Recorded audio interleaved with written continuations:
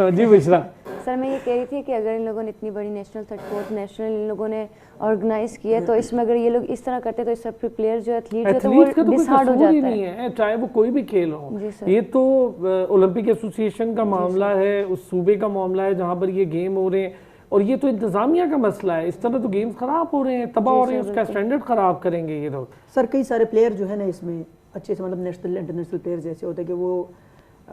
ابھی اسی گیمز میں آرمی کے اگینسٹ فائٹ تھی, اس کا شاید آپ کو پتہ چل چکا ہوگا, جو بلوچستان کا لڑکا تھا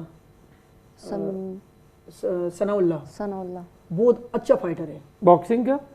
کا نیشنل اس کا اولمپکس کا بھی پلیئرز ہے وہ, میرے خیال میں ساؤتھ اس میں بھی گیا تھا, ایشین میں بھی, مطلب کہ وہ گولڈ ہے کہ برونز ہے اس طرح, پر ہے آؤٹ کلاس, اچھا فائٹر ہے سر. اس کے فائٹ ہوئی آرمی کے ساتھ, ٹھیک ہے, فائٹ ہو کر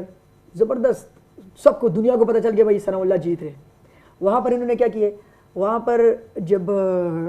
وہ شروع ہو گیا نا, جس ٹائم مطلب کہ فائٹ رک جاتی ہے تو اس کے بعد پھر کاؤنٹنگ ہوتی ہے کہ بھائی کس کا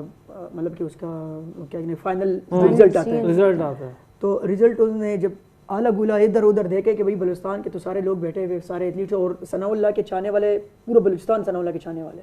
اس کے مطلب کہ ظاہر ہے وہ چادریں اٹھا رہے ہیں, پتہ نہیں کیا کیا کر رہے ہیں کہ بھائی ثناء اللہ تو جیت گیا. انہوں نے ثناء اللہ کا ہاتھ اوپر کر دیا. اچھا, ہاتھ اوپر کر کے آپ یقین نہیں کریں گے 10 منٹ نہیں گزرا تھا, 10 منٹ